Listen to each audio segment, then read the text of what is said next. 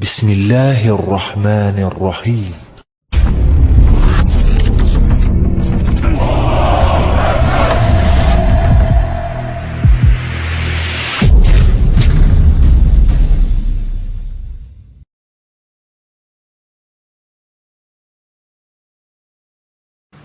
Tentang sejarah Palestina dan juga sejarah Yahudi yang masuk ke Palestina. Kenapa saya angkat permasalahan ini? Karena belakangan ini kita dihebohkan dengan dunia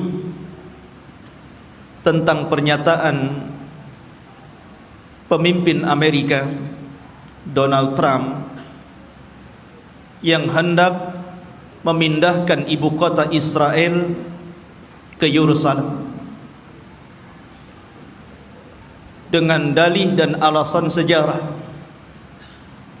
bahwa memang orang-orang Yahudi berhak untuk memiliki Palestina secara utuh.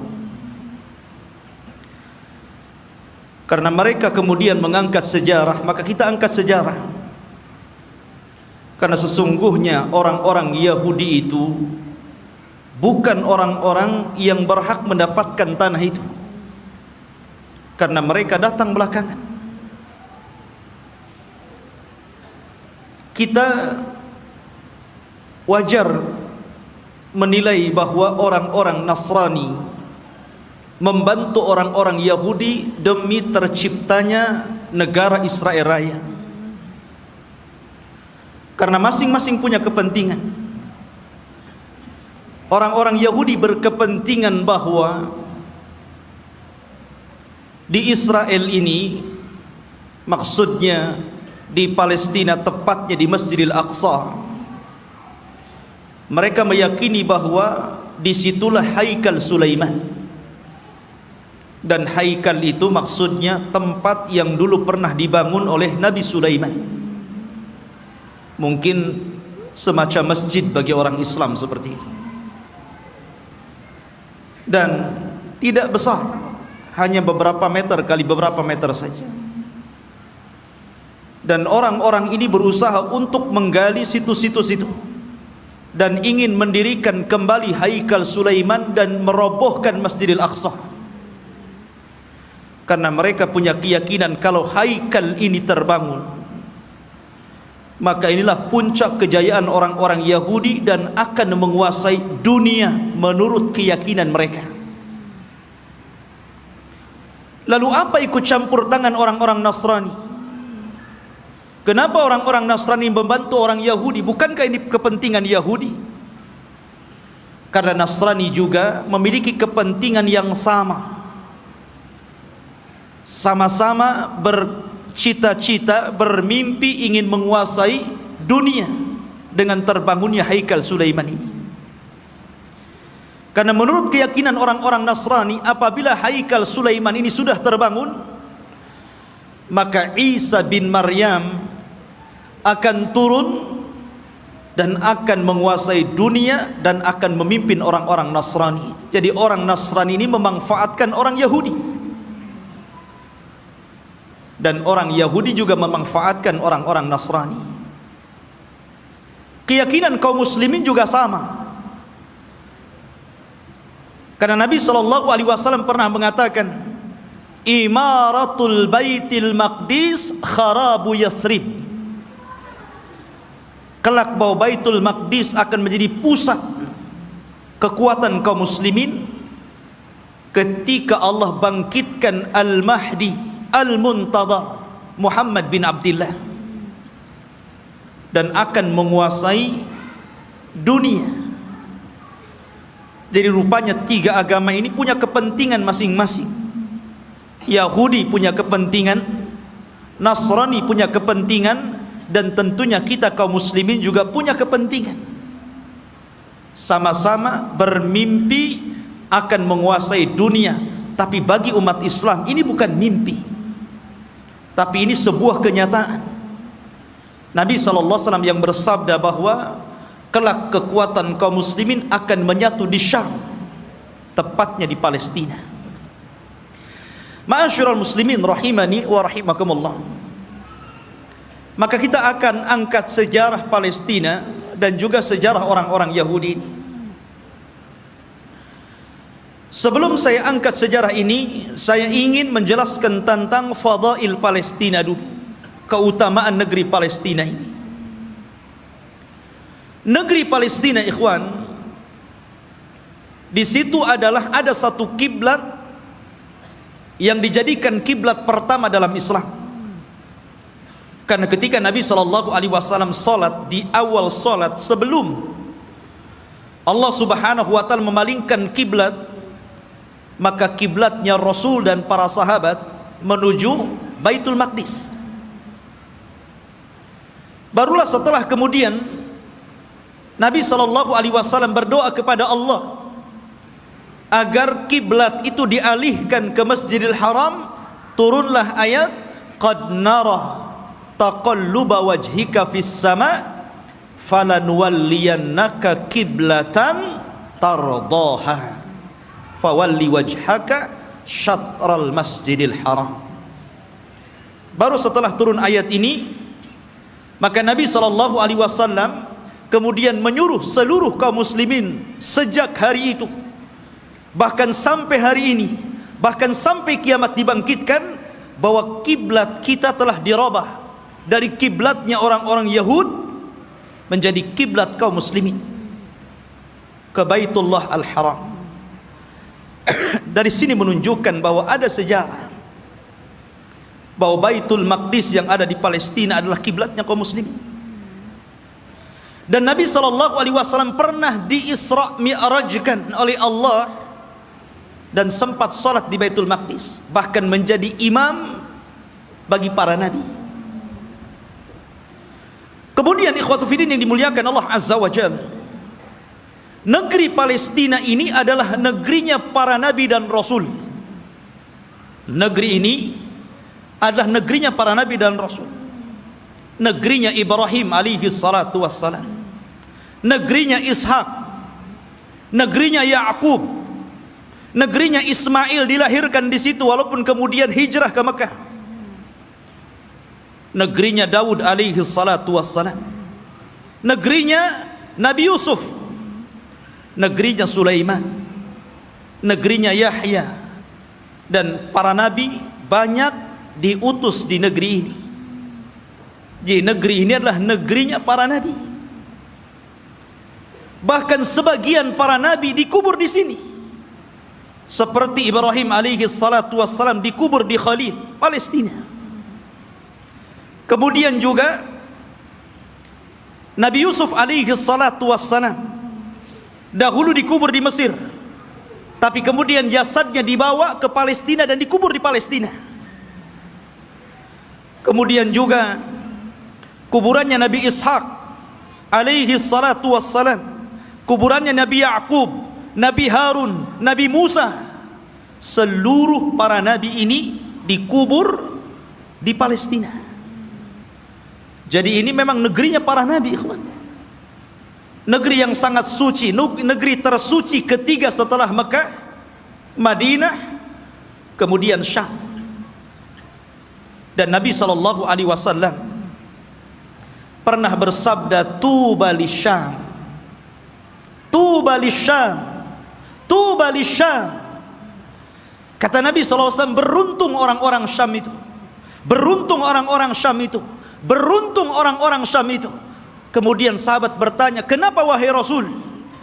Karena Syam, para malaikat Allah mengepak-ngepakkan sayapnya di atas negeri itu, dan Palestina bagian daripada negeri Syam. Ma'asyiral muslimin, kita tahu bahwa Masjidil Aqsa adalah memiliki keistimewaan yang sangat besar. Sebagaimana ketika Allah Subhanahu wa taala menyebutkan keistimewaan Masjidil Haram, kemudian Masjidil Nabawi, maka Masjidil Aqsa juga sama. Orang yang salat di situ sebanding dengan orang yang salat 500 kali salat di masjid-masjid yang lainnya. Ini keistimewaan yang sangat besar. Bahkan para nabi, para ulama, orang-orang saleh banyak berziarah ke masjid ini.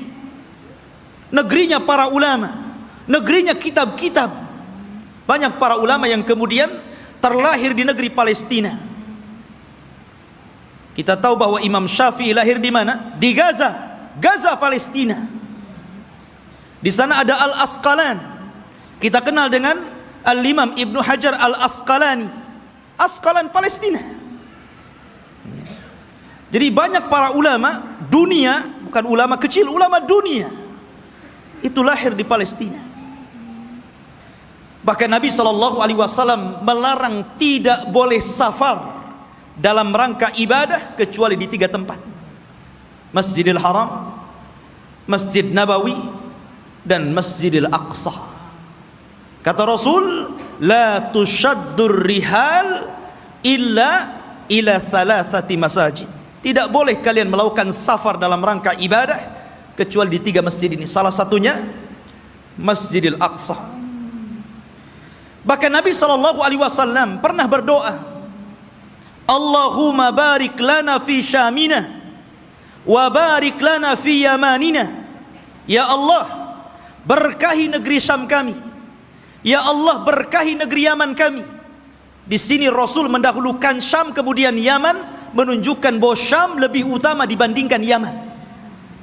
Ini menunjukkan bahwa Syam negeri yang penuh berkah, Rasul yang mendoakan. Kemudian juga ikhwatu fiddin yang dimuliakan Allah Azza wa Jalla, para sahabat Nabi SAW banyak yang hijrah ke negeri Palestina, berziarah ke sana.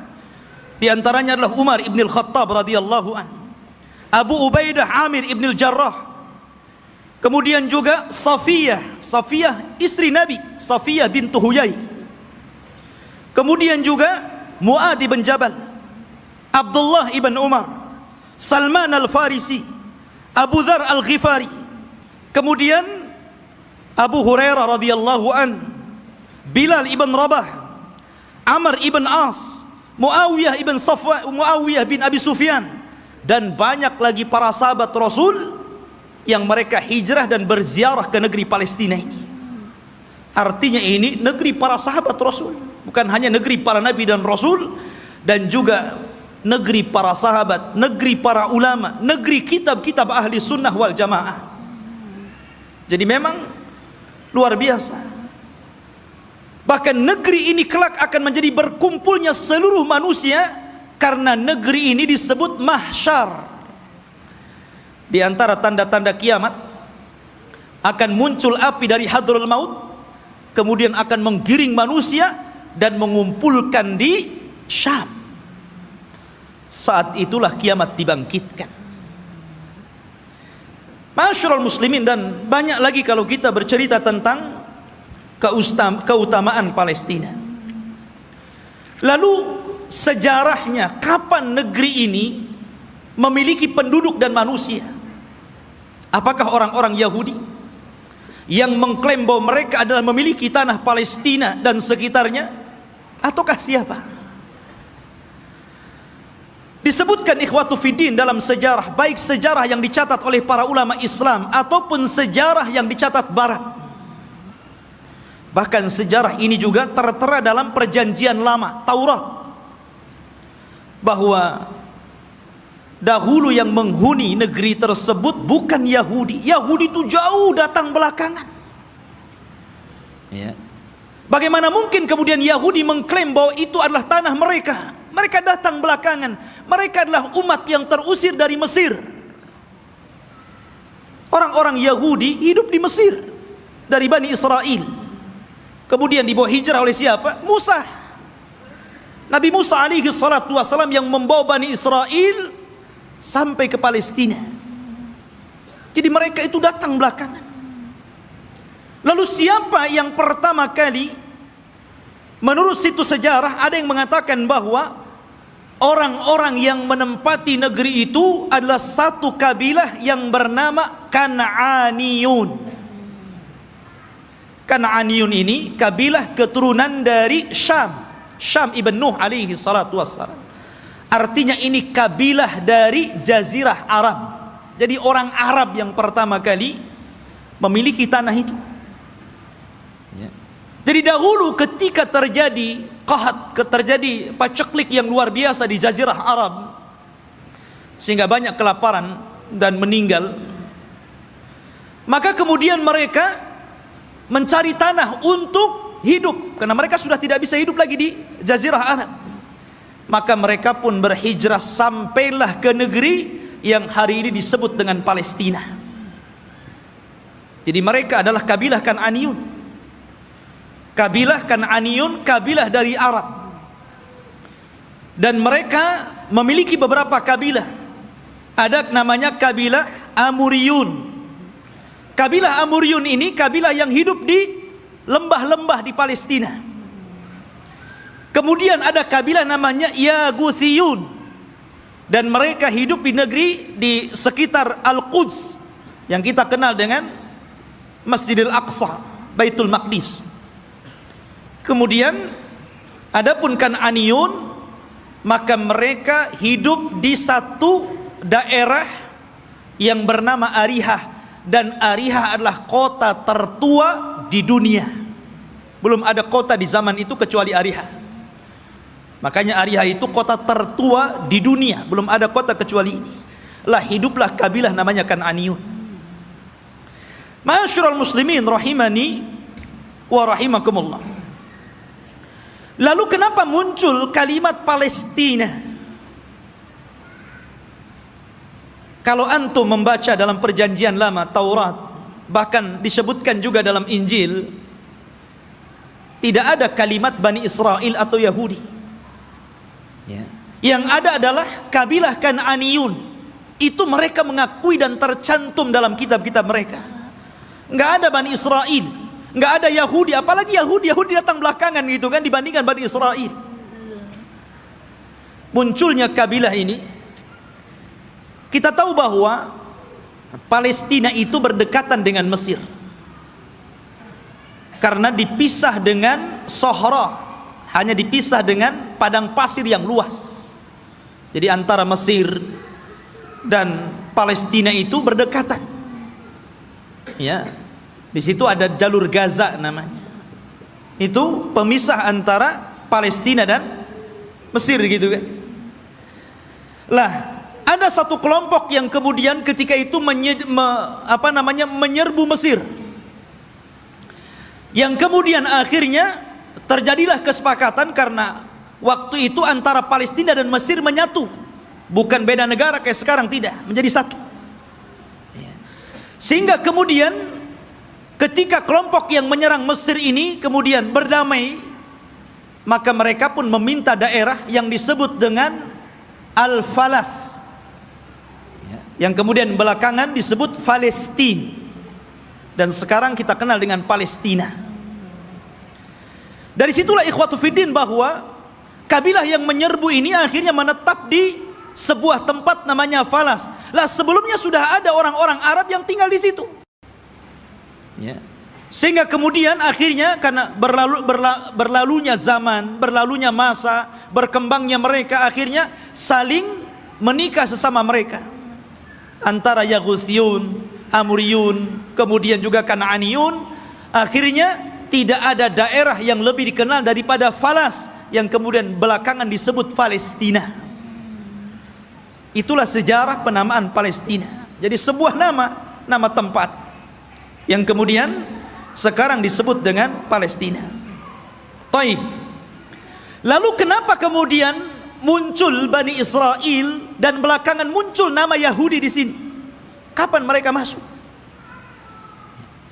Kita tahu bahwa ikhwatu fiddin yang dimuliakan Allah Azza wa Jal, kalau kita cerita tentang Yahudi, berarti kita cerita tentang kisah Nabi Ya'qub. Nabi Ya'qub alaihi salatu wassalam dan anak keturunannya. Sedikit saya akan sebutkan tentang kisah Nabi Ya'qub dulu, biar antum lebih paham dari mana munculnya orang-orang Yahudi Bani Israel ini. Nabi Ibrahim alaihi salatu wassalam, ikhwan, itu memiliki 2 istri dan 1 budak. Ibrahim itu memiliki 2 istri dan satu budak. Walaupun yang kita kenal hanya memiliki satu namanya Sarah dan memiliki budak namanya Hajar. Dia memiliki istri lain dan punya anak. Ya.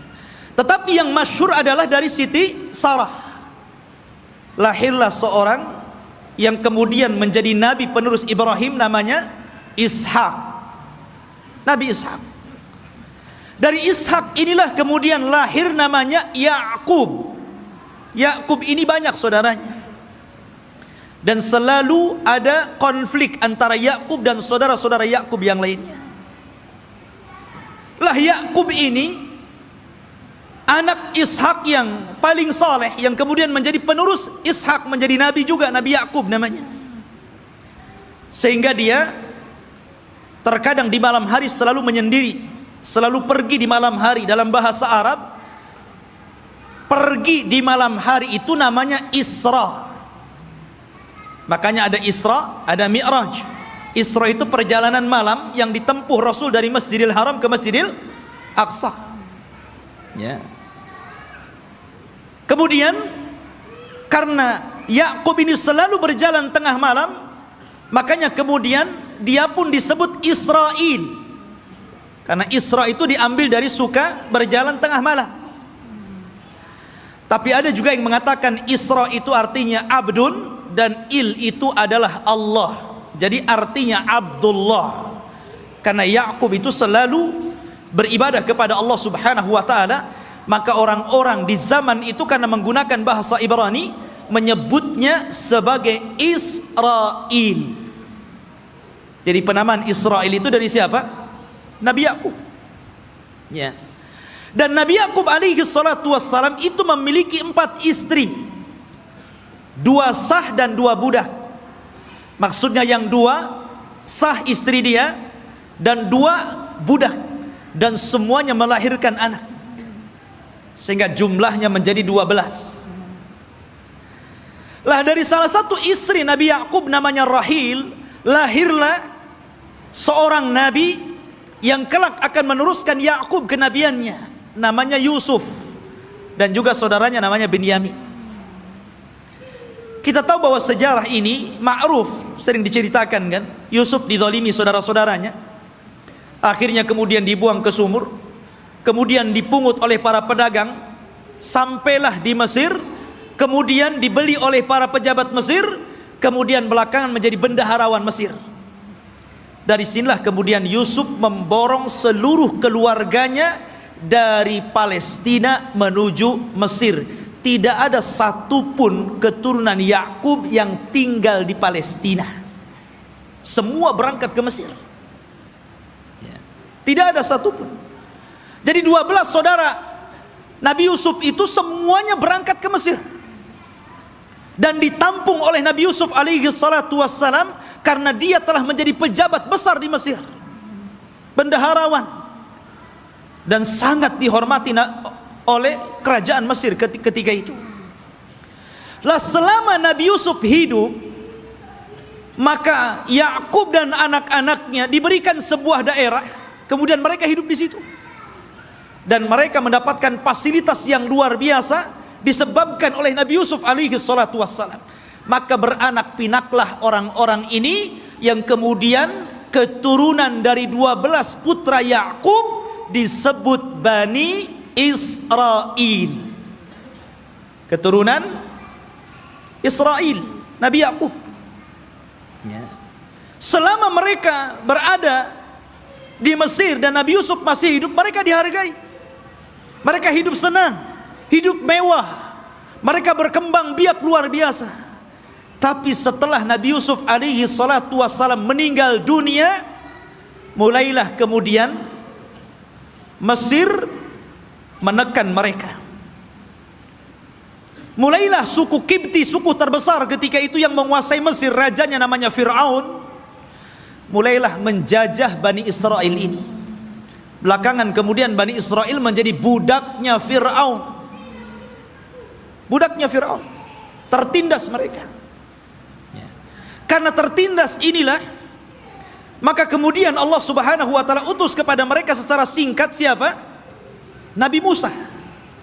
Nabi Musa diutus kepada mereka menjadi Rasul Bani Israel dan untuk mendakwahi Fir'aun. Dan subhanallah ikhwan,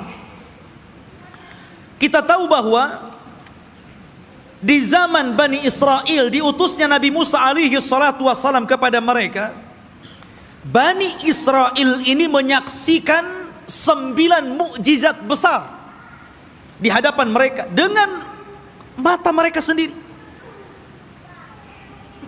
Ketika mukjizat itu turun kepada bangsa Fir'aun, orang-orang Bani Israel juga melihat. Dan 9 mukjizat itu disebutkan di dalam Al-Quranul Karim. Yang pertama, mukjizat yang kita dikenal dengan hajar, batu. Batu yang mengeluarkan 12 mata air. Dan Allah Subhanahu wa taala mengatakan, wa idistasqa Musa liqaumihi faqul nadrib bi asakal hajar fanfajarat minhu ithnata asyrata ainan. Dan ketika Bani Israel meminta hujan kepada Nabi Musa karena mereka sudah kehausan, tidak ada air, maka Allah Subhanahu wa taala firmankan, pukullah wahai Musa batu itu. Maka dipukullah oleh Musa batu tersebut, tiba-tiba memancar 12 mata air. Mukjizat. Dari sini mereka menyaksikan mukjizat ini. Tapi Bani Israel ini ikhwan adalah orang yang sangat keras kepala. Nanti kita akan sebutkan bagaimana keras kepalanya orang ini. Ya. Kemudian yang kedua, mereka menyaksikan bagaimana terbelahnya lautan.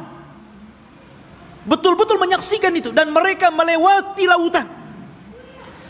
Ketika Fir'aun mengejar-ngejar Nabi Musa dan Bani Israel yang lari dari Mesir ke Palestina, kemudian mereka dihadang oleh lautan besar, maka Allah Subhanahu wa taala mengatakan, fa auhayna ila Musa anidrib bi asakal bahra.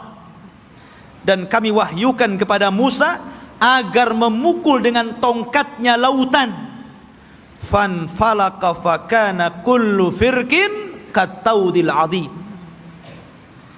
Maka kemudian tiba-tiba lautan terbelah menjadi 12 jalan. Kenapa 12 terus?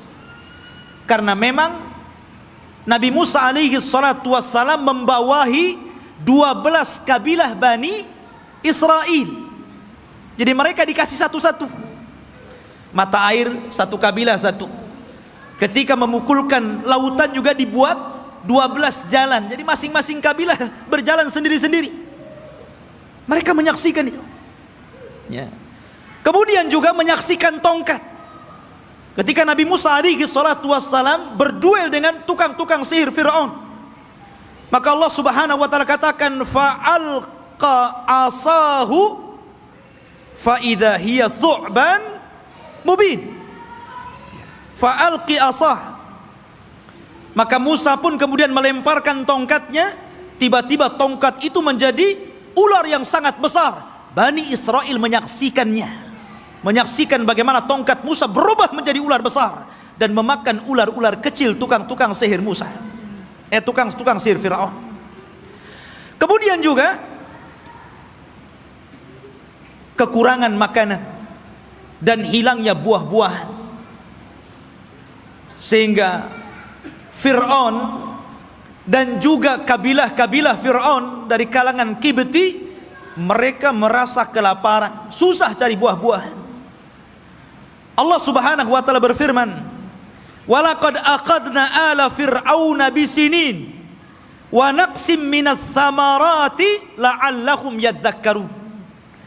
Dan ingatlah ketika kami memberikan hukuman kepada keluarga Fir'aun dan juga para pengikutnya dengan kekeringan yang berkepanjangan dan kurangnya buah-buahan, agar mereka mau kembali ke jalan yang benar.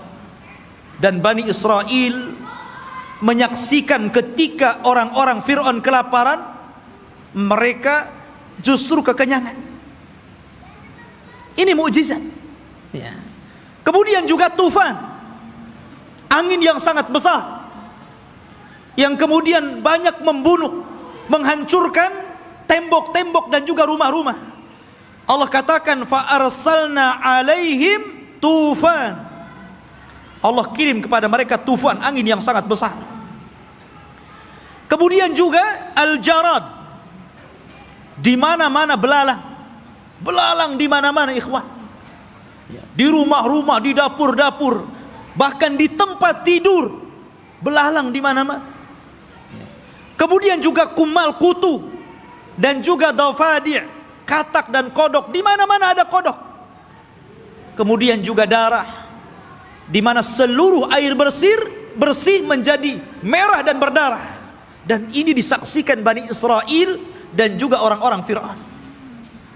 Kemudian juga bagaimana tangan Nabi Musa yang bercahaya, dan banyak lagi mukjizat yang diberikan kepada Musa. Tapi sekali lagi saya katakan ikhwan, bagaimana degelnya Bani Israel.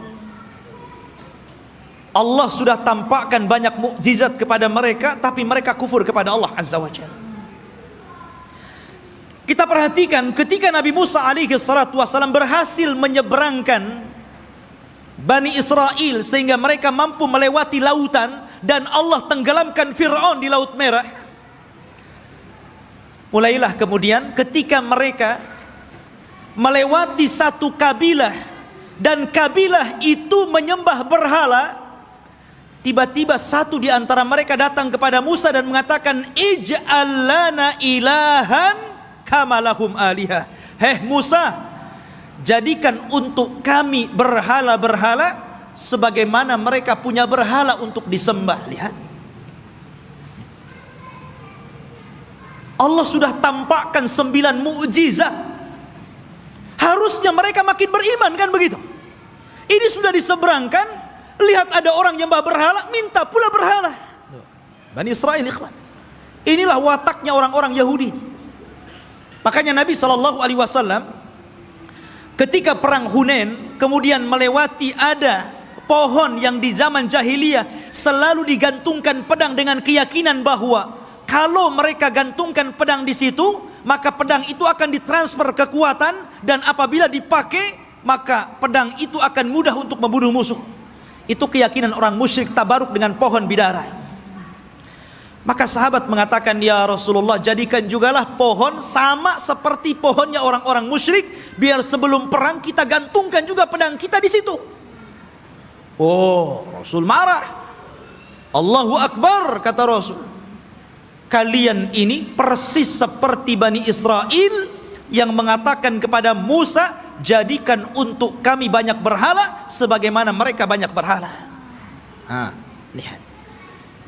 Akhirnya kemudian Rasul marah dan mengatakan, innakum qaumun tajhalun, kalian ini bodoh. Sudah dikasih hidayah tauhid mau syirik pula. Tidak cukup ikhwatu fiddin, selama perjalanan Nabi Musa alaihi salatu wassalam hijrah menuju Palestina. Ketika itu ikhwatu fiddin, Nabi Musa alaihi salatu wassalam diperintahkan Allah Subhanahu wa taala selama 40 malam untuk datang ke Bukit Saina yang disebutkan dalam Al-Qur'an itu Tur. Namanya ada Suratut Tur. Di situ ada bukit namanya Bukit Saina, Bukit Tur, Tur Sina. Ya. Maka Nabi Musa meninggalkan Bani Israel dan menyerahkan kepada saudaranya Harun. Jadi Harun itu sebagai wakil Musa supaya menjaga akidah Bani Israel, karena dia akan diturunkan kitab termulia pertama yang Allah turunkan, namanya Taurat. Nabi Musa berangkat menuju Tur, kemudian Allah turunkan Taurat dan Allah catat Taurat dengan tangannya. Satu-satunya kitab yang dicatat oleh Allah langsung adalah Taurat. Maka Musa pun kemudian membawa Taurat itu pulang. Sesampainya di Bani Israel, marah Musa. Kenapa? Rupanya Bani Israel yang dulu menyembah Allah, tiba-tiba mereka berubah menjadi penyembah patung sapi, namanya Samiri. Bayangkan, ditinggal 40 hari bisa kufur. Padahal mereka sudah melihat 9 mukjizat besar. Bani Israel lihat. Ya. Mereka sudah melihat 9 mukjizat. Hanya ditinggal 40 hari oleh Nabi Musa bisa kafir.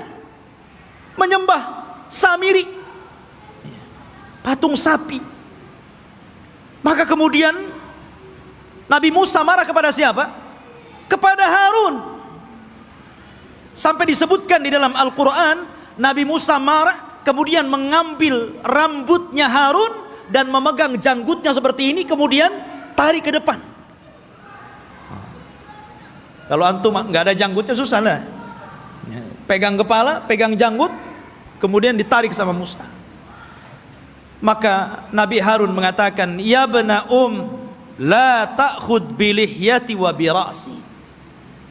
Wahai anak saudara, saudara kandung, jangan kau ambil kepala dan janggutku. Kemudian, innal qauma istad'afuni wa kadu yaqtulunani. Sesungguhnya Bani Israel itu tidak menganggap aku, bahkan mereka mau membunuhku. Nah, bayangkan. Ya. Sudah meremehkan Nabi Harun, mereka pula akan membunuh Nabi Harun. Jadi kalau Nabi Harun menghalang-halangi mereka menyembah Samiri, maka Harun akan dibunuhnya. Kata Harun, bisa apa aku? Ya. Maka kemudian Nabi Musa alaihi salatu wassalam diturunkan oleh Allah Azza wa Jal satu syariat agar mereka bertobat. Bagaimana cara bertobatnya? Mereka diberikan pisau dan agar mereka membunuh diri-diri mereka. Gara-gara mereka sudah beralih agama, menyembah Samiri. Dan Allah Subhanahu wa taala katakan, wa idz qala Musa liqaumihi ya qaumi innakum zalamtum anfusakum bittikhadikumul ijla fatubu ila bari'ikum faqtulu anfusakum. Dan ketika Musa berkata kepada kaumnya, hei kaumku, kenapa kalian mendolimi diri kalian? Kenapa kalian berubah keyakinan kalian? Kalian sembah Samiri, patung sapi itu. Maka bertobatlah kalian kepada Allah dengan cara bunuhlah diri-diri kalian. Lihat, tobatnya zaman dulu ngeri, Pak. Ya, ini tobatnya zaman dulu. Kalau orang sekarang enak tobatnya kan. Orang muslim kemudian murtad, tinggal balik lagi syahadat. Orang dulu nggak kayak gitu ya. Kalau murtad ambil pisau bunuh. Untung antum jadi umatnya Rasul. Ini umatnya Nabi Musa berat. Tobatnya megang pisau dibunuh sendiri. Maka Nabi Musa mengatakan, taatilah hukum Allah ini, isma'u wa ati'u, dengarkan dan taati. Tiba-tiba mereka mengatakan, sami'na wa asayna. Ya, kami dengar, tapi kami bermaksiat. Gak mau.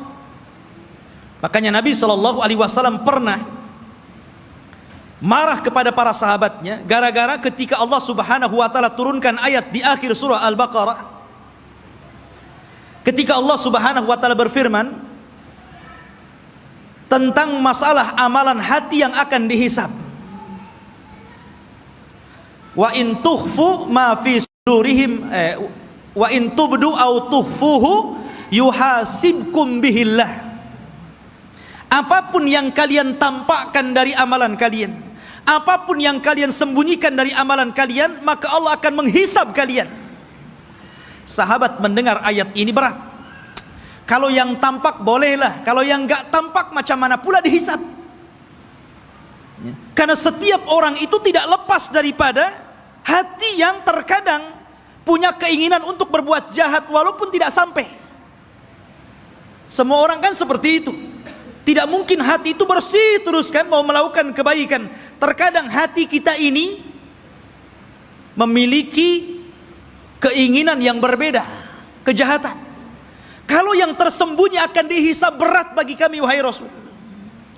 Maka Nabi SAW marah dan mengatakan, atakuluna kama qalat ahlul kitabaini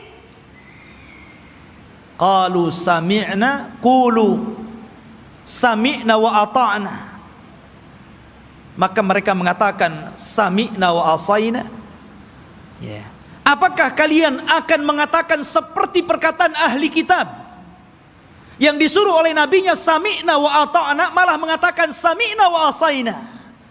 Katakan sami'na wa ata'na. Maka sahabat pun kemudian akhirnya mengatakan sami'na wa ata'na. Dari situlah kemudian mereka mendapatkan keringanan. Maka turunlah ayat la yukallifullahu nafsan illa wus'aha. Allah tidak akan membebankan kecuali yang kalian mampu melakukannya. Turun keringanan setelah mengatakan sami'na wa ata'na ini. Lah orang-orang Bani Israel ini bukannya sami'na wa ata'na, tapi sami'na wa asaina.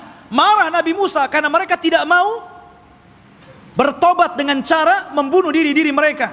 Akhirnya Nabi Musa alaihi salatu wassalam berdoa kepada Allah agar bukit Tur itu diangkat, kemudian berada di atas kepala mereka. Mau tobat atau mau dibanting di bukit Tur ini? Coba. Bukit Tur diangkat dan mereka ada di bawahnya. Dan Allah katakan, wa idna taqnal jabala fawqahum ka'annahu dhullatun wa dhannu annahu waqi'un bihim khudhu ma atainakum biquwwah wadhkuru ma fihi la'allakum tattaqun. Allah gambarkan ini. Dan ketika kami angkat gunung Tur itu, kemudian seolah-olah gunung itu akan menimpa mereka. Kemudian mereka diingatkan dengan nikmat Allah. Diingatkan bagaimana mereka dulu diperbudak oleh Fir'aun, kemudian diselamatkan oleh Musa, kemudian diberikan nikmat yang banyak. Kalian masih kufur? Barulah ketika bukit akan dibantingkan kepada mereka, barulah mereka mengambil pisau dan membunuh mereka. Oh, jadi mereka melaksanakan itu kalau di bawah ancaman. Itulah Bani Israel, Yahudi itu. Ma'asyiral muslimin rahimani wa rahimakumullah. Belum sampai di situ. Ketika sebagian mereka melihat bagaimana saudara-saudara mereka harus membunuh diri-diri mereka karena mereka telah berpindah keyakinan menyembah Samiri. Rupanya yang melihat kejadian itu juga tidak mau bertobat, tetap juga kufur. Suatu ketika mereka meminta kepada Nabi Musa alaihi salatu wassalam untuk diturunkan ma'idatan minas sama, makanan tetapi langsung yang membuat Allah dan diturunkan dari langit. Anda bisa bayangkan coba, minta makanan tapi diturunkan dari langit. Apakah kemudian keinginan mereka ditolak? Tidak. Keinginan mereka dikabulkan. Subhanallah. Akhirnya diturunkan makanan namanya manna wassalwa. Manna, diturunkan makanan itu jatuh dari langit, kemudian bergantungan di pohon-pohon. Maka mereka tinggal naik, tinggal diambil makanan itu. Kemudian salwa, sejenis daging burung. Enak makanannya. Gimana enggak enak, langsung dari langit makanannya. Subhanallah. Akhirnya ikhwatu fiddin, mereka bosan. Asik makan itu saja, bosan akhirnya. Kemudian akhirnya karena bosan, maka mereka meminta kepada Nabi Musa alaihi salatu wassalam ingin sayur mayur. Bosan dengan ini katanya. Saya ingin sayuran, ada bawang merah, ada bawang putih. Bayangkan. Sehingga mereka mengatakan wa id qultum ya Musa lan nasbiru ala ta'amin wahid. Dan ketika kalian berkata kepada Nabi Musa, "Hei Musa, kami tidak sabar dengan satu makanan ini saja. Saya minta makanan yang lain." Akhirnya mereka meminta kepada Nabi Musa itu sayur mayur, mimbakliha wa kithaiha wa fumiha wa adasiha wa basaliha. Ya Allah, dikasih makanan enak, mau makanan yang enggak enak. Maka Allah Subhanahu wa taala mengatakan, atastabdiluna alladhi huwa adna billadhi huwa khair ihbitu misra.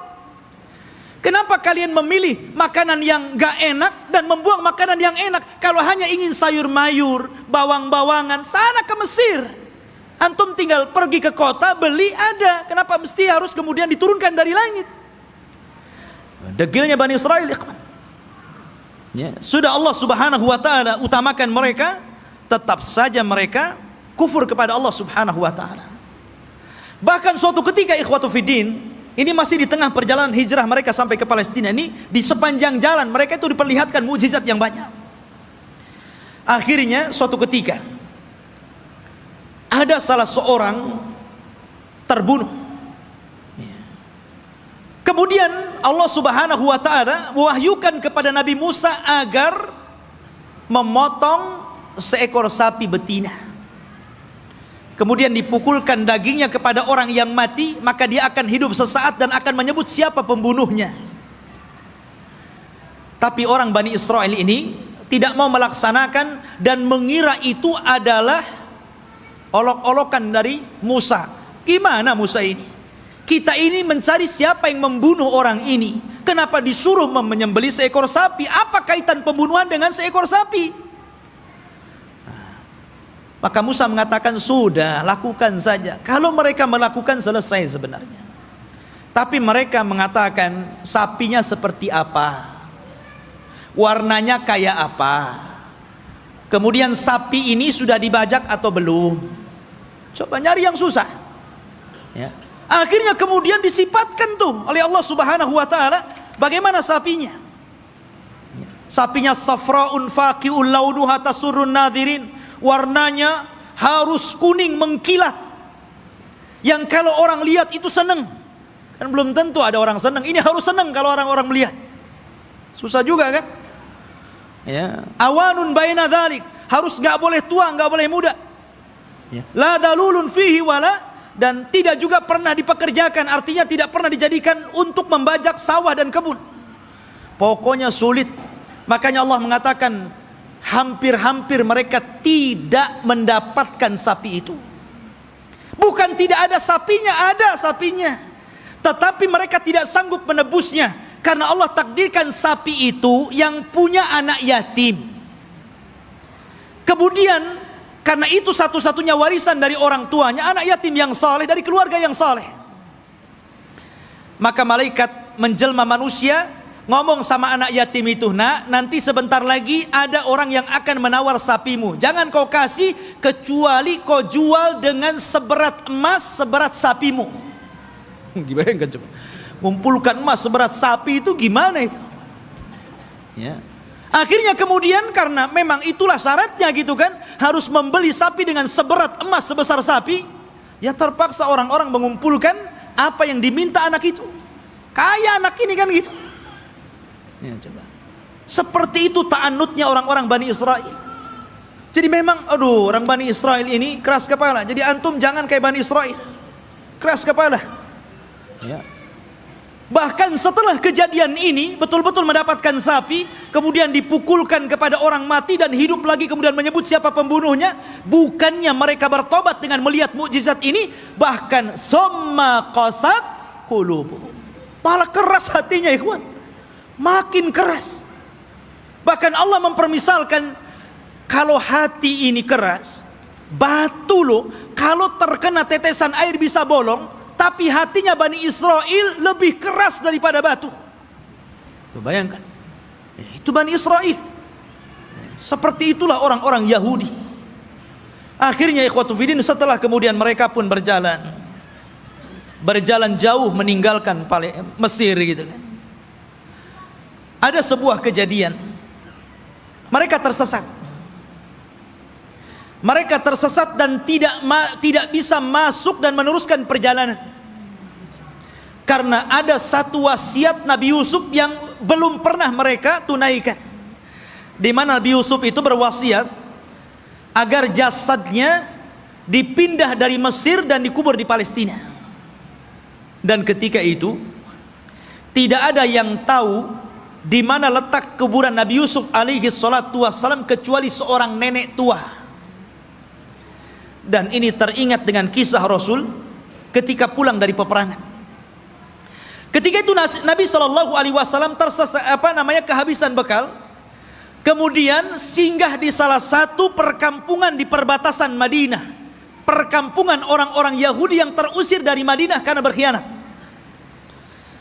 Rupanya Rasul dijamu oleh seorang nenek Yahudi. Karena sudah kehabisan bekal, maka Rasul pun mampir dan diberikan jamuan yang luar biasa. Nabi itu tidak pernah melupakan kebaikan orang, walaupun yang berbuat baik itu orang kafir. Karena balasan yang baik itu harus kebaikan, ikhwan. Orang kalau sudah berbuat baik kepada antum, telah memberikan jasa kepada antum, apakah berupa ilmu, berupa pendidikan, harusnya dibalas dengan kebaikan, bukan malah dizalimi orang tersebut. Ya. Lah, Nabi SAW tidak seperti itu. Walaupun yang berbuat baik orang kafir, dia akan berusaha untuk berbuat baik kepada orang yang telah berbuat baik kepada dia. Jadi dia ngomong sama nenek itu, "Nek, kamu sudah berbuat baik kepada saya. Kira-kira apa yang akan kau minta?" Karena Rasul kan baru pulang dari peperangan, banyak membawa harta ghanimah, harta rampasan perangan gitu. Kata nenek tersebut, "Karena engkau memintanya wahai Muhammad, aku ingin seorang pembantu. Berikan untukku pembantu agar aku bisa hidup tenang. Ada yang ngurus pembantuku." Maksudnya budak untuk membantu dirinya di rumahnya. Kata Rasul, "Baik, saya akan kasih. Apalagi, Nek?" Kata nenek tersebut, "Aku ingin seekor unta, agar kalau kemana-mana aku tidak jalan kaki. Aku kan punya kendaraan, dan unta di zaman itu, ikhwan, kendaraan yang mewah." Makanya Rasul SAW kalau mempermisalkan sesuatu itu pasti dengan unta. Kata Rasul kepada Ali, "Wahai Ali, kalau lantaran lisanmu ada satu orang dapat hidayah, lebih baik daripada unta merah." Karena unta merah itu kendaraan yang termahal. Sebutkan kendaraan hari ini termahal berapa miliar harganya, triliun begitu kan. Itulah unta merah. Makanya Nabi SAW ketika menikah dengan Khadijah, maharnya itu dengan unta. Ya, bukan dengan sapi, bukan dengan kambing, tapi dengan unta. Dan tidak tanggung-tanggung, 20 ekor unta. Itu maharnya Rasul. Dan semuanya betina, di mana unta betina lebih mahal dibandingkan unta jantan. Anda bisa bayangkan satu unta itu, kalau antum membeli satu buah Avanza itu bisa. Berarti maharnya Rasul itu 20 mobil Avanza. Coba. Tapi saya yakin ibu-ibu paling diberi seperangkat alat sholat. Ya kan? Gak apa-apa, Bu, lebih senang. Karena apa? Kalau ada masalah dengan suaminya, kemudian terpaksa harus menggugat cerai, kan mudah mengembalikan maharnya kan. Perangkat alat sholat saja, ambil perangkat alat sholat saja. Tapi kalau antum kasih 2 Avanza saja, bingung tuh istri antum mau gugat cerai itu kan. Ini dikembalikan di 2 Avanza, dari mana saya akan belikan gitu kan. Mikir dia. Ya. Nabi SAW nih memuliakan perempuan dengan unta. Maka nenek ini mengatakan, "Aku minta unta." Ya. Kata Rasul, "Mau apa lagi?" Dia mengatakan, "Berikan kepadaku kalban yahrusu ghanami." Aku pengen anjing, supaya anjing ini bisa menjaga kambing-kambingku. Kemudian minta apa lagi? Disebutkan satu-satu, nggak berhenti-berhenti nenek ini. Ya Allah, coba yang ana datang ke rumah antum, kemudian antum kasih makan, kasih minum, oke lah, kenyang, dijamu luar biasa gitu kan.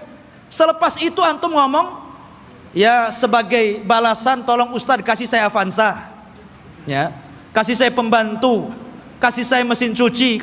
Apa kan begitu? Masa seperti itu gitu balasannya? Mahal sekali. Maka Nabi mengingatkan kepada nenek itu, "Heh nenek, ya, apakah engkau lemah untuk menjadi seorang nenek di zaman Bani Israel?" Sahabat heran, apa maksudnya? Rasul, apa maksudnya nenek di zaman Bani Israel itu? Kita masuk dalam cerita ini. Jadi ketika Nabi Musa mencari kuburan Nabi Yusuf, tidak ada yang tahu kecuali seorang nenek di zaman Bani Israel. Dia yang tahu di mana letak kuburannya. Maka Musa mengatakan, "Wahai nenek, tunjukkan kepadaku di mana kuburan Nabi Yusuf. Kami akan bawa jasadnya dan kami kubur di Palestina." Kata nenek tersebut, "Tunggu dulu, semua ada bayarannya." Ya. Nggak main tunjuk-tunjuk saja, ada bayarannya. Kata Nabi Musa, apa bayarannya? Sebutkan. Maka nenek ini mengatakan, ya Musa, inni uridul jannah wa inni uridu ma'aka fil jannah. Wahai Musa, aku ingin sorga dan aku ingin bersama kamu di sorga. Subhanallah. Dia tidak ingin dunia. Tapi tentu ini lebih parah dibandingkan nenek di zaman Rasul, kan gitu. Di zaman Rasul dunia pengen unta kasih untai, ini minta sorga lebih tinggi lagi. Masa hanya nunjukkan kuburan Nabi Yusuf minta sorga? Ya Musa diam sajalah. Dia tidak punya sorga, apa yang mau dibuat? Akhirnya Musa diam sampai Allah mengutus Jibril, kemudian mengatakan, ya Musa, Allah mengabulkan permintaan nenek itu. Baru Musa bersuara, ya, kalau begitu engkau akan jadi kawanku di sorga. Sekarang cepat tunjukkan di mana kuburannya. Ya. Akhirnya ditunjukkan kuburannya, dibawalah Nabi Yusuf, jasadnya sampai akhirnya dikuburkan di Palestina. Ya kan? Ma'asyiral muslimin rahimani wa rahimakumullah. Kemudian ketika Nabi Musa alaihi salatu wasalam sudah dekat ke Baitul Maqdis, maksudnya ke daerah Palestina, sudah mendekati daerah Palestina ini, berada di tengah padang pasir. Karena saya katakan antara Mesir dan Palestina ini terpisah dengan padang pasir yang luas sekali. Jadi Musa ini tersesat akhirnya. Tapi kemudian Nabi Musa mendapatkan jalan setelah membawa jasadnya Nabi Yusuf dan hampir mendekati Palestina. Lah di Palestina itu, di negeri Arya, kan saya katakan dari awal sebelumnya sudah ada manusia di situ. Dari Kanaaniyun, Yaguthiyun, Amuriyun, sudah ada orang-orang di situ. Sudah menguasai Palestina, sehingga Musa tidak mungkin membawa Bani Israel begitu saja, harus berperang dulu dengan penduduk asli di situ. Ya. Maka kemudian Nabi Musa alaihi salatu wassalam meminta kepada Bani Israel untuk siap-siap perang. Kita akan rebut Baitul Maqdis. Siap-siap kalian. Kita akan menyerbu mereka.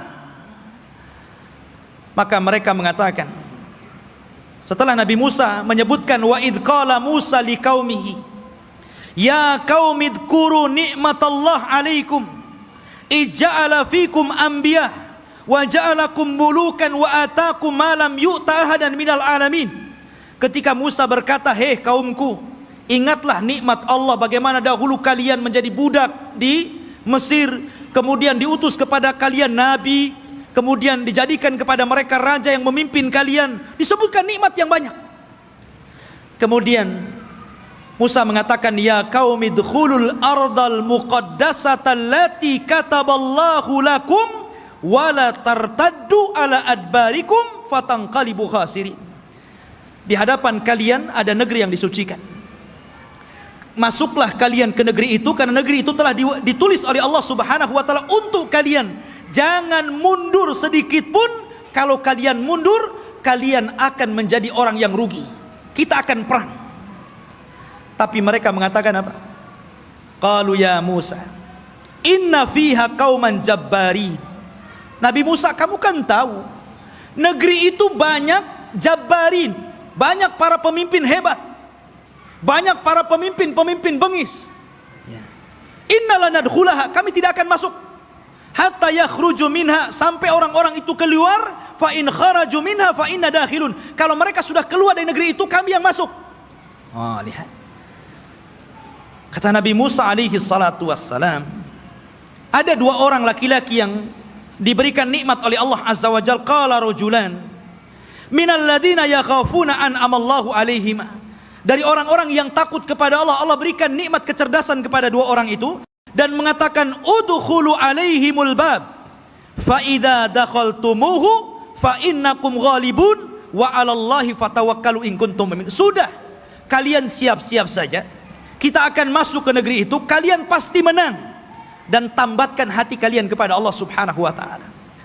Tapi mereka mengatakan, qalu ya Musa innalan nadkhulaha abadan. Nabi Musa, kami tidak akan masuk selama-lamanya. Madamu fiha, kalau orang-orang itu masih di situ. Idhab anta wa rabbuka faqatila innaha huna qaidin. Sudah kamu saja berdua dengan Harun masuk, kalian berperang bersama Rob kalian, kami duduk-duduk saja di sini dulu. Coba bayangkan. Ini Bani Israel, orang Yahudi ini. Nyuruh Nabi Musa berdua berperang, mereka duduk-duduk nunggu menang baru masuk. Makanya perbedaan sahabat Rasul dengan perbedaan sahabat Nabi Musa alaihi salatu wassalam tidak demikian. Mereka mengatakan kami berperang bersama Rasul. Ketika perang Ahzab dan dimenangkan kaum muslimin, darah para sahabat belum kering, masih bercucuran, belum lagi beristirahat. Tiba-tiba Nabi SAW diwahyukan malaikat Jibril dan mengatakan, hei Muhammad, katakan kepada pasukanmu, para sahabatmu, berangkat ke Bani Quraidah, kepung mereka, serbu mereka, karena mereka sudah berkhianat. Sahabat belum istirahat, baru menang di perang Ahzab. Darah mereka masih bercucuran. Tiba-tiba Rasul mengumpulkan pasukan dan mengatakan, idhabu ila Bani Quraidah, fala tusalliyanna ahadukumul asra illa fi Bani Quraidah. Kata Rasul, berangkat kalian semua, serbu Bani Quraidah, jangan sholat asar di jalan sampai kalian tiba di Bani Quraidah, serbu mereka. Tapi sahabat mengatakan sami'na wa ata'na. Berangkat mereka. Makanya Allah Subhanahu wa taala katakan lilladzina stajabu lillahi walir rasul min ba'di ma asabahumul qarah lilladzina ahsanu minhum wattaqau ajrun adzim. Bagi orang-orang yang mereka memenuhi panggilan Allah dan Rasulnya, setelah mereka ditimpa luka-luka peperangan, mereka mendapatkan pahala yang besar jika mereka berbuat baik dan bertakwa terus kepada Allah Subhanahu wa ta'ala. Itulah sikap para sahabat. Berbeda dengan sahabatnya Nabi Musa. Justru mengatakan, engkau saja dengan Harun berperang bersama Tuhanmu, kami duduk-duduk di sini. Lihat bagaimana kurang ajarnya Bani Israel kepada Nabi Musa alaihi salatu wassalam. Maka Nabi Musa mengatakan, Rabbi inni la amliku illa nafsi wa akhi. Wahai Rabb, aku tidak memiliki kecuali diriku dan saudaraku Harun.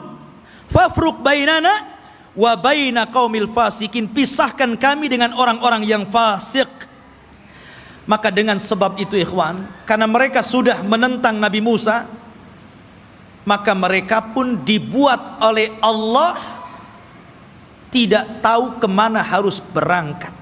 Jadi negeri itu tiba-tiba oleh Allah Subhanahu wa ta'ala dikepung kabut, sehingga mereka tidak tahu jalan keluar harus kemana. Ya. Kalau mereka jalan ke sana, ujung-ujungnya balik lagi ke sini. Jadi mereka tidak bisa keluar dari situ. Disitulah Allah Subhanahu wa ta'ala takdirkan Nabi Musa alaihi salatu wassalam meninggal dunia sebelum masuk ke negeri Al-Muqaddasah ini. Meninggal dunia Nabi Musa. Ya, setelahnya sebelumnya Harun, kemudian Nabi Musa alaihi salatu wassalam. Dan di situ ada kejadian yang luar biasa. Nabi Musa alaihi salatu wassalam difitnah oleh Qarun. Difitnah oleh Qarun. Ya. Dan kisah Qarun ma'ruf.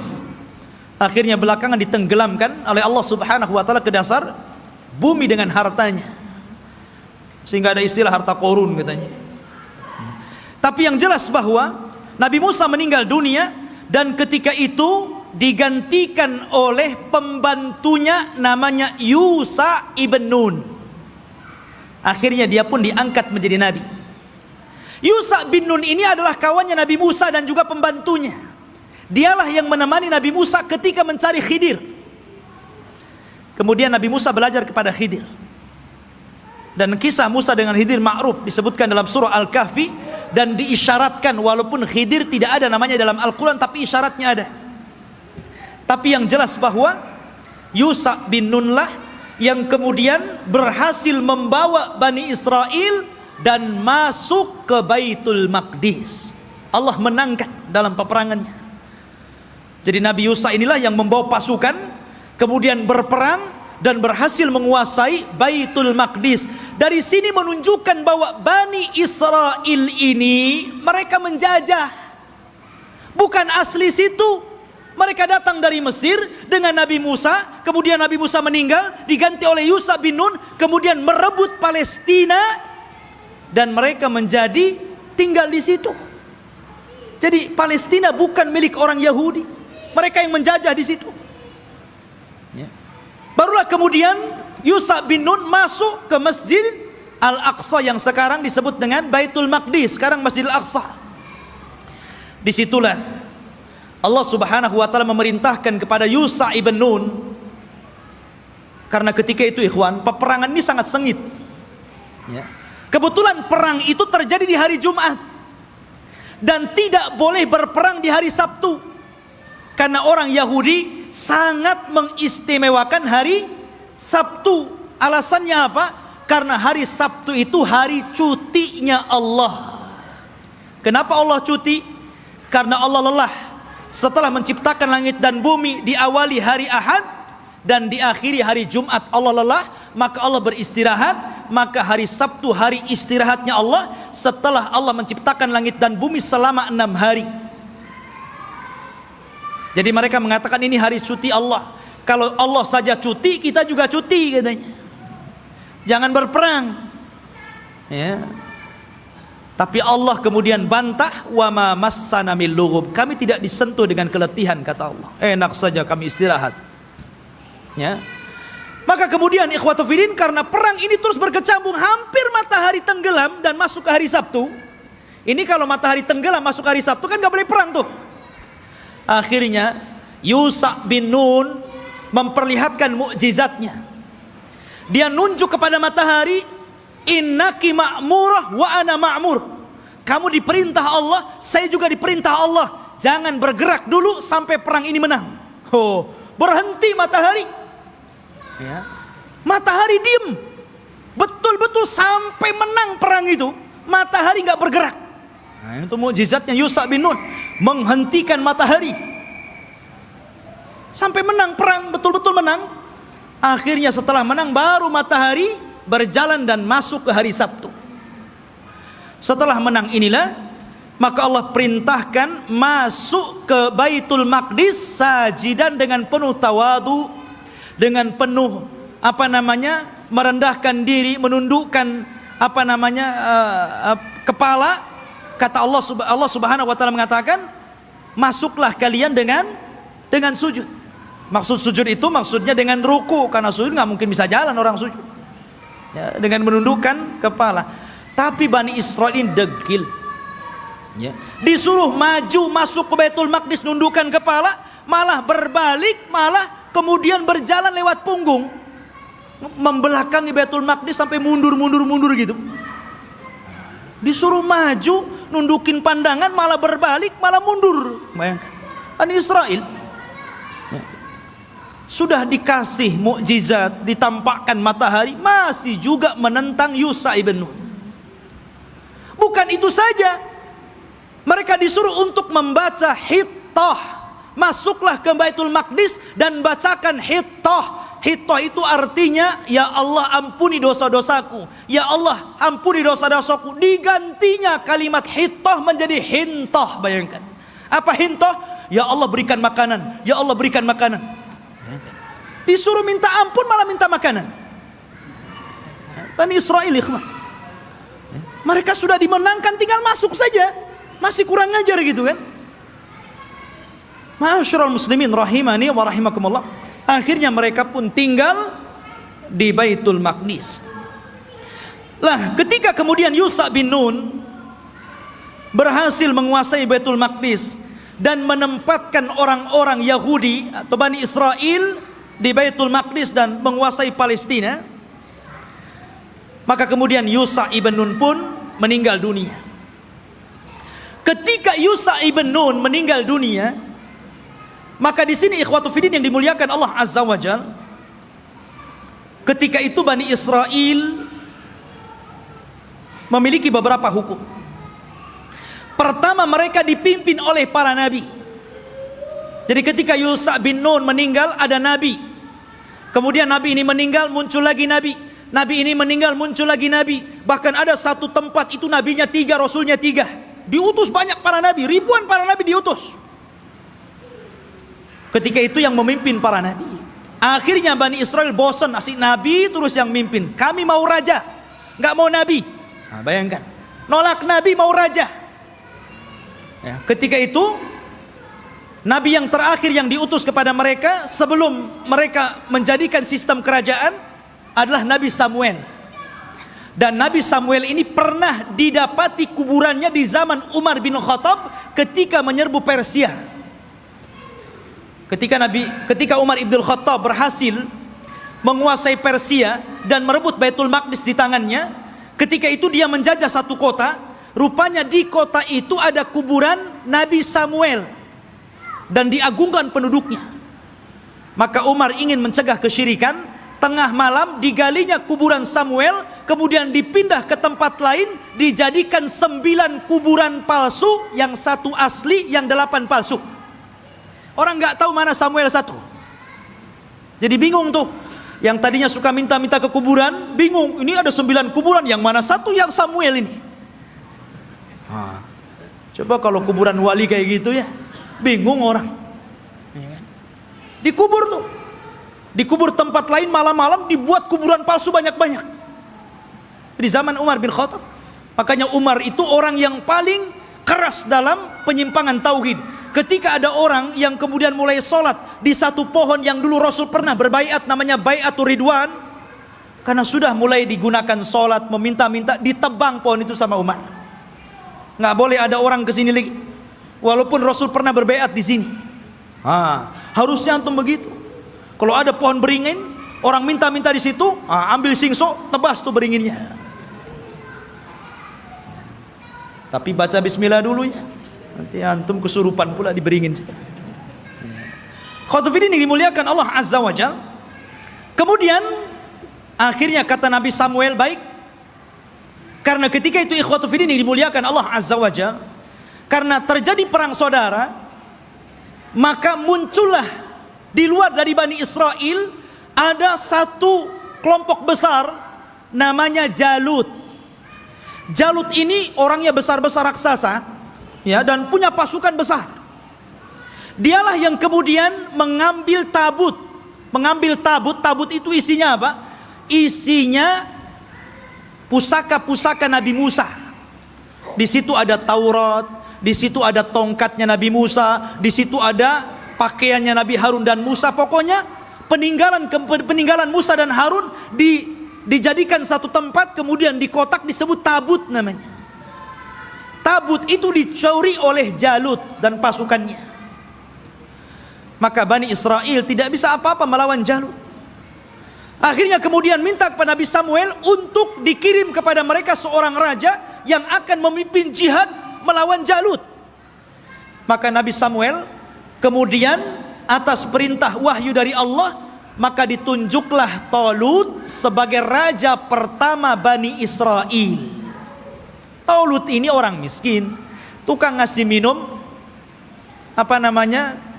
keledai penggembala, ya kan? Kata Bani Israel, masa si Talut jadi raja? Siapa si Talut itu kan gitu?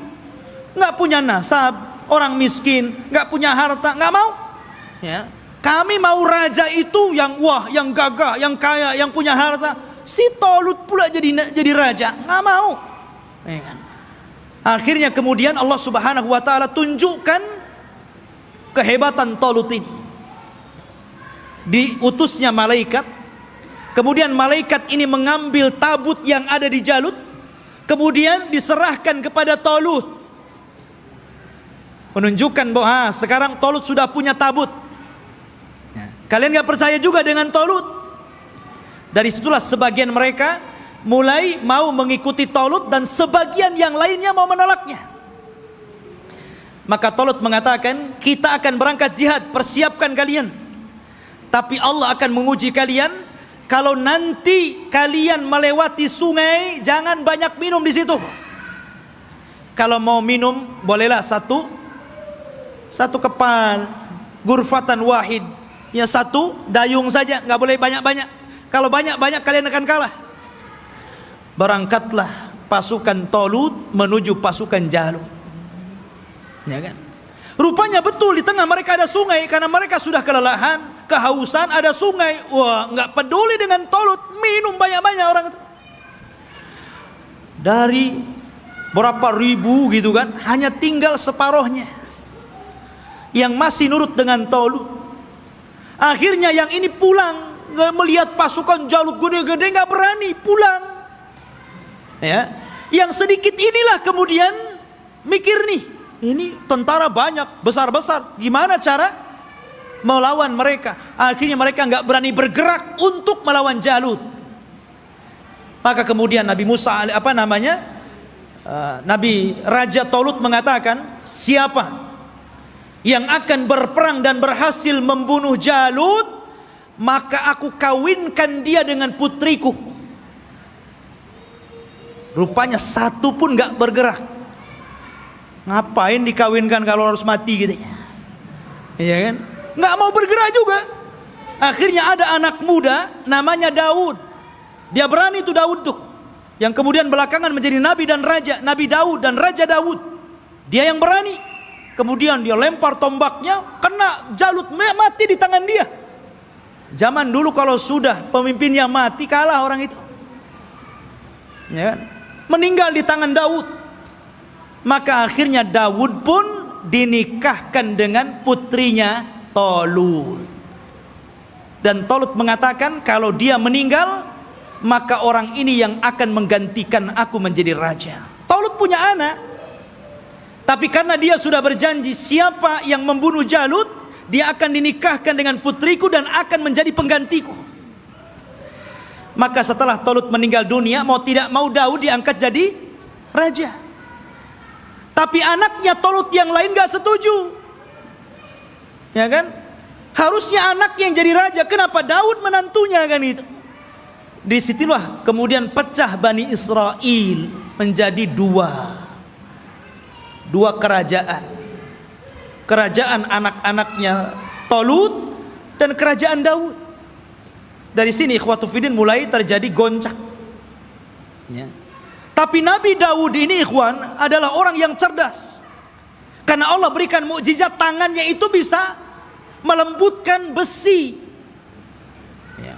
Jadi kalau besi itu nggak perlu dilas, dipotong-potong aja sama dia kan begitu.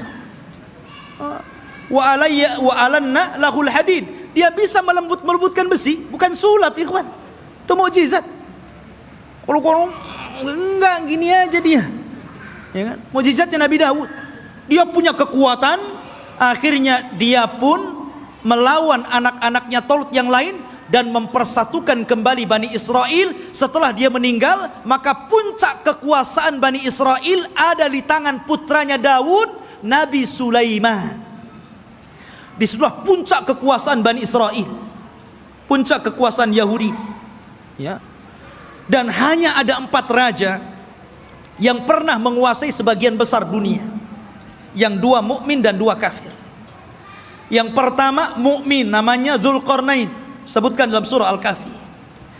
Yang kedua Sulaiman, ini keduanya mukmin. Dan keduanya kafir. Yang pertama Namrud di zaman Nabi Ibrahim.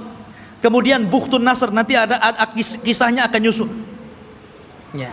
Jadi Sulaiman ini Allah Subhanahu wa taala berikan kekuasaan yang tidak diberikan kepada orang sebelum dan setelahnya. Dia bisa menundukkan awan, dia bisa menundukkan jin, dia bisa menundukkan burung-burung, dia bisa menundukkan tumbuh-tumbuhan. Masya Allah, ini raja alam nyata dan gaib ini, Nabi Sulaiman ini. Ya. Jadi jin tunduk sama dia. Bahkan yang membangun bangunan-bangunan itu jin. Jin itu yang bekerja kepada Sulaiman, membuat istana-istana. Makanya ketika Sulaiman meninggal dunia, jin itu kan tidak tahu yang gaib. Disangkanya Sulaiman masih hidup dan tidur di singgasana. Asik bekerja saja mereka kan. Baru setelah Sulaiman roboh dari singgasananya, kata jin, oh kalau tahu Sulaiman sudah mati dari dulu, ngapain saya kerja katanya. Nah, dari sini menunjukkan jin itu tidak tahu yang gaib. Kalau jin tidak tahu yang gaib, berarti dukun lebih tidak tahu yang gaib. Karena dukun itu gurunya jin. Mereka itu para pendusta, nggak usah dibenarkan. Benarnya 1, dustanya itu 1000. Ya. Ma'asyiral muslimin rahimani wa rahimakumullah. Maka Sulaiman inilah puncak kekuasaan, dan di zaman Sulaiman ini beliau membangun satu tempat ibadah menggantikan tabut, namanya Haikal Sulaiman, yang sekarang menjadi mimpi orang Yahudi. Haikal Sulaiman, mimpinya orang Yahudi itu sampai hari ini. Sulaiman membuat haikal. Dialah yang pertama kali meninggikan Masjidil Aqsa. Jadi kalau Ibrahim meninggikan Masjidil Haram, kalau Masjidil Aqsa ditinggikan oleh Sulaiman. Dan ketika dia mendirikan Masjidil Aqsa, maka dia meminta kepada Allah tiga. Satu, agar Allah memberikan hukum yang sesuai dengan hukum Allah. Yang kedua, agar diberikan kekuasaan yang tidak pernah diberikan kepada siapapun setelahnya. Yang ketiga, agar siapapun orang yang masuk ke masjid ini dan tidak ada niat kecuali sholat, keluar, maka dia sudah hilang dosanya seperti anak yang baru dilahirkan dari perut ibunya. Kata Rasul, aku berkehendak bahwa yang ketiga itu aku, kata Rasul. Karena yang kedua sudah dikabulkan.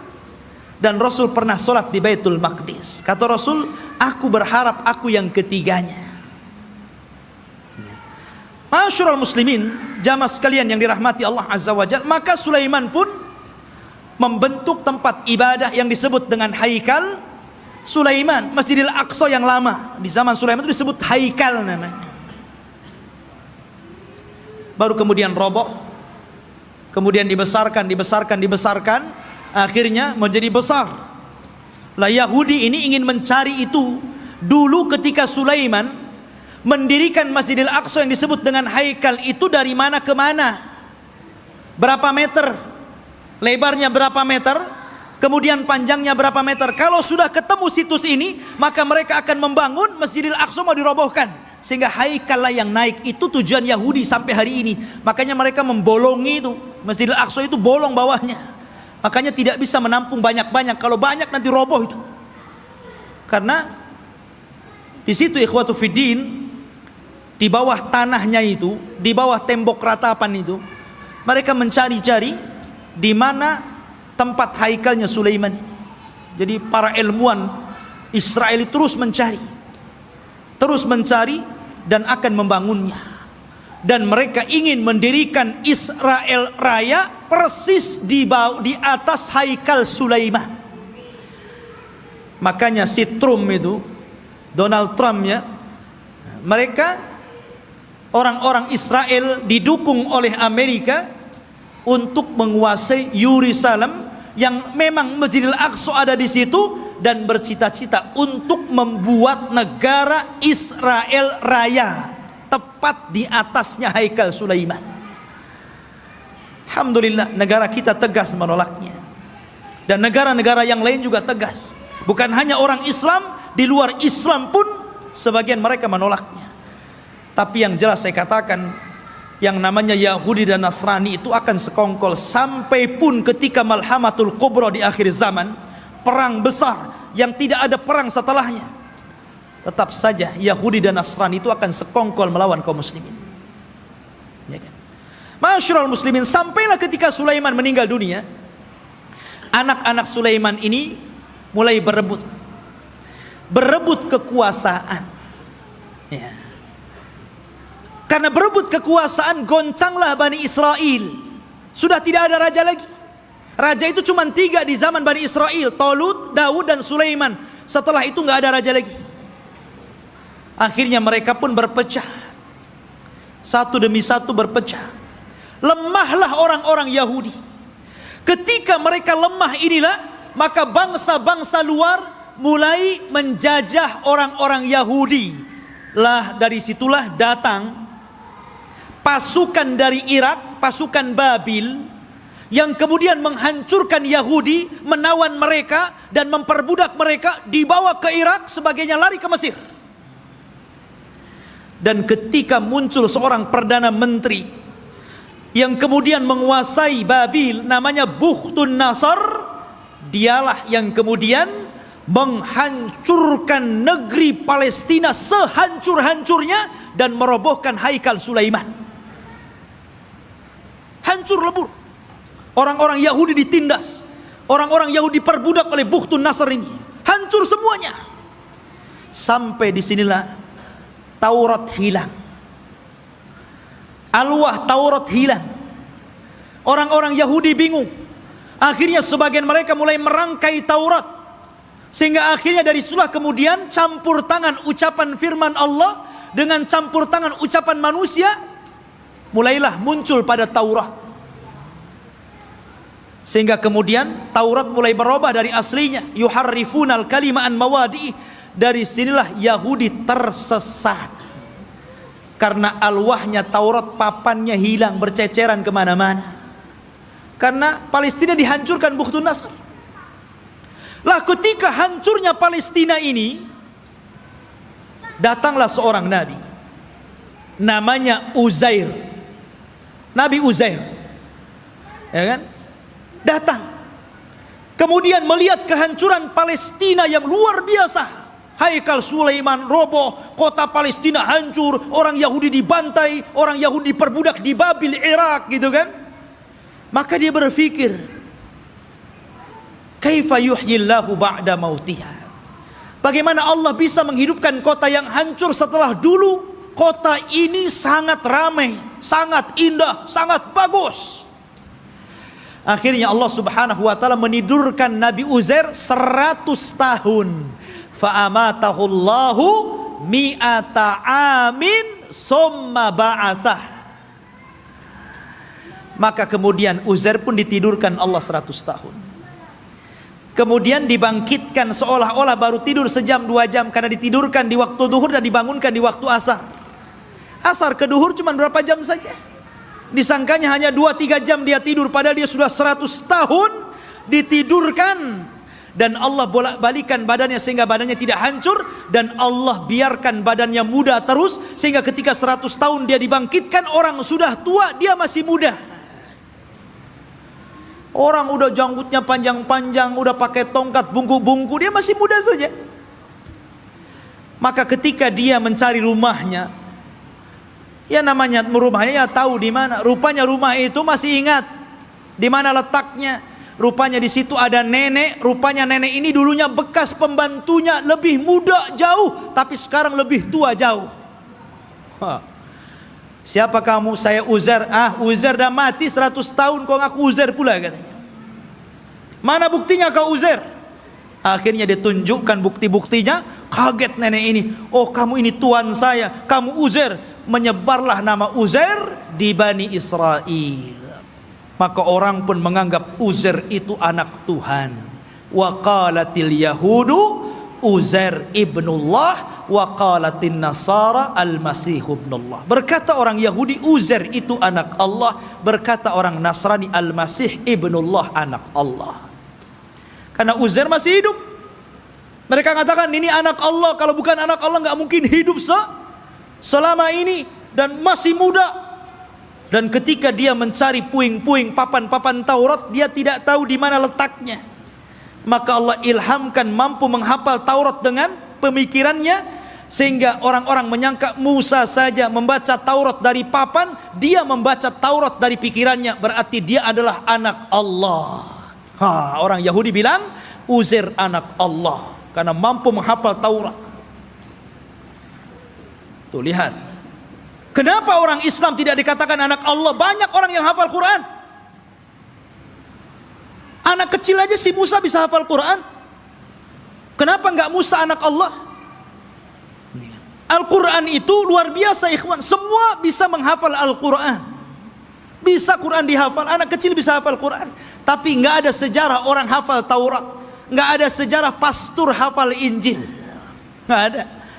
Tapi Taurat dan Injil tidak bisa dihafal, tapi Quran bisa dihafal. Ini mukjizat namanya. Quran itu bisa, walaqad yassarna Qur'ana lidzikri. Allah mudahkan Quran itu untuk diingat. Ma'asyiral muslimin rahimani wa rahimakumullah. Maka itu kisah Nabi Uzair. Akhirnya kemudian Yahudi pun ditindas. Maka setelah kemudian zaman Bukhtun Nasr berlalu, datanglah Persia menyerbu dan menang. maka orang-orang Yahudi dikembalikan ke Palestina. Setelah itu datang Romawi dan memenangkan Persia. Akhirnya orang Yahudi diperbudak lagi. Sebagian mereka hijrah sampai ke Madinah. Inilah sejarah kenapa dahulu di zaman Rasul ada orang-orang Yahudi di Madinah. Karena ketika Romawi berhasil mengarahkan Persia, maka orang-orang Yahudi banyak yang diperbudak, sebagian mereka lari. Dan mereka punya ramalan bahwa kelak akan muncul seorang nabi di tanah yang banyak pohon kurma, yang kemudian belakangan disebut Yathrib dan belakangan lagi disebut Madinah Al-Munawwarah. Berangkatlah mereka ke Madinah, suaka besar-besaran ya. Tapi kemudian setelah tahun 1700-an belakangan ke sini gitu kan, maka mulailah orang-orang menggagas untuk mengumpulkan orang Yahudi, kemudian mengumpulkan di Palestina. Kemudian pada tahun 1940-an gitu kan, barulah kemudian atas bantuan Inggris dan Amerika, akhirnya orang-orang Yahudi diresmikan untuk membuat negara sendiri yang sekarang disebut Israel. Israel, bukan Bani Israel. Karena kerajaan Israel ini, ikhwan, itu berbeda dengan Yahudi. Itu dua pecahan yang berbeda. Ya, Yahudi ini keturunan Yahuda. Kalau Israel berbeda. Karena Israel ini masih mengagungkan para nabi, tapi Yahudi itu membenci para nabi. Mereka lah yang membunuh Nabi Zakaria sehingga digergaji sampai mati. Dialah yang membunuh Nabi Yahya bin Zakaria, disembelihnya sampai mati. Dia pula mengklaim sudah membunuh Nabi Isa bin Maryam dan mengatakan anak zina dan dibunuhnya. Walaupun Al-Quran mengingkari terbunuhnya Isa dan mengatakan Isa tidak dibunuh, Isa disalib, Isa tidak disalib, dan Isa diserupakan bahkan dia diangkat ke langit. Tapi orang Yahudi mengklaim sudah membunuh Isa. Itulah kisahnya orang Yahudi. Jadi orang Yahudi yang sekarang ini hanya sandiwara orang-orang itu, orang-orang kafir, orang-orang Inggris dan Amerika saja. Mereka membuat cerita bahwa seolah-olah itu adalah tanah mereka. Demi Allah, sejengkal pun bukan tanah Yahudi.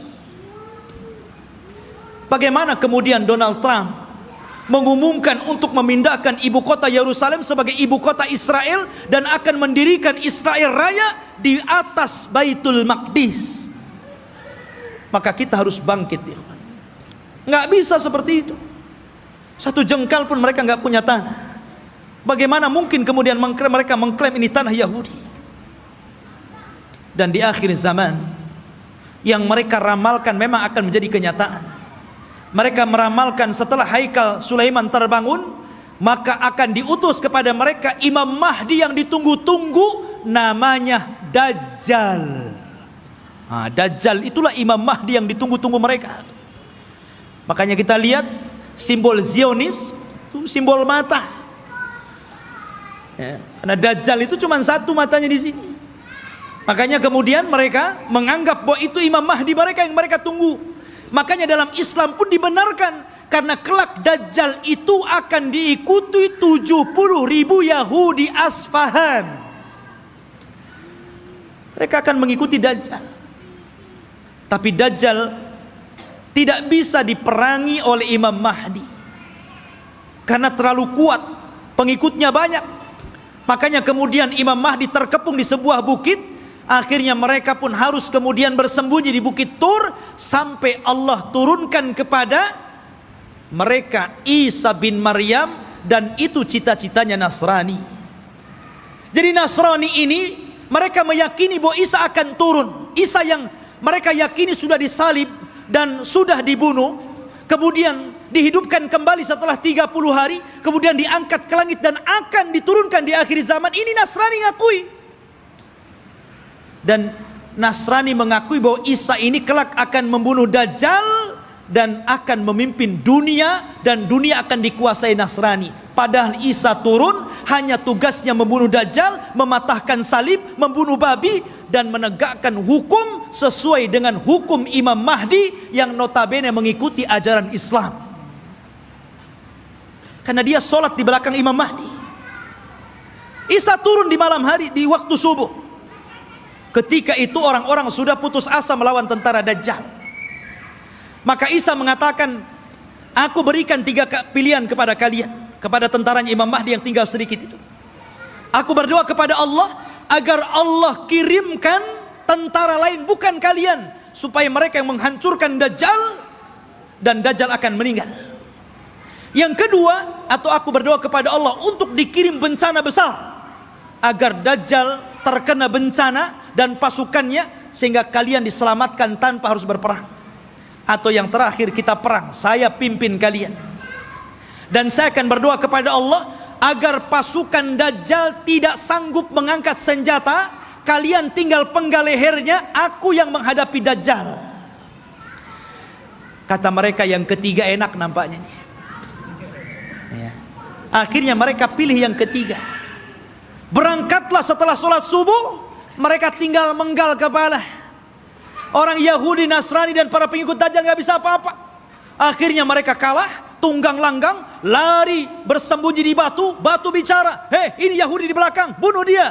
Lari di mana-mana, di setiap tempat dia sembunyi, makhluk Allah bicara di situ.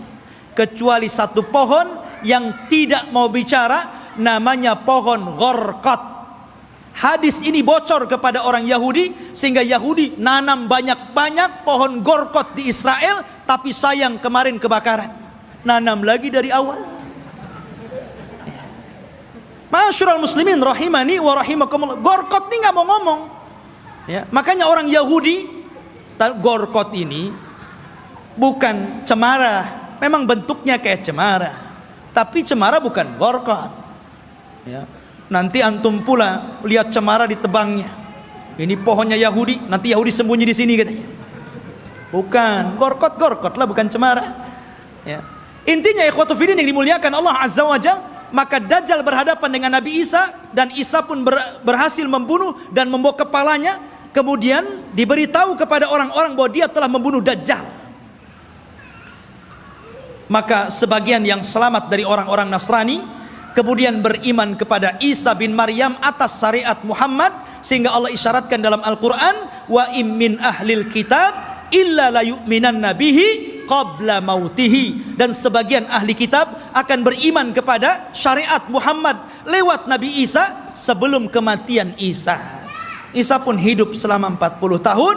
Di selang hidupnya inilah muncul fitnah yang lebih besar dibandingkan fitnah Dajjal. Fitnah apa?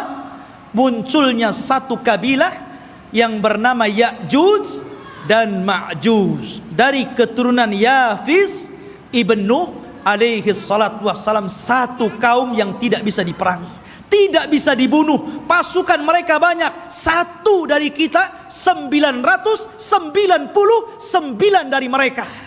Anda bisa bayangkan. Jadi kalau kita melawan mereka, jadi satu dari kita melawan 999 dari mereka. Bayangkan. Sehingga ketika Allah azab dengan mengutus ulat, dan mereka mati semua dengan ulat tersebut, bangkai mereka rata, sehingga setiap satu jengkal di tanah ada bangkainya. Nabi Isa berdoa kepada Allah agar Allah bersihkan bangkai-bangkai mereka. Maka diutuslah burung pemangkai bangkai, tapi juga tidak habis semuanya. Maka Isa berdoa lagi agar diturunkan hujan dan banjir besar, akhirnya membawa jasad itu ke lautan dan menjadikan bumi kembali subur.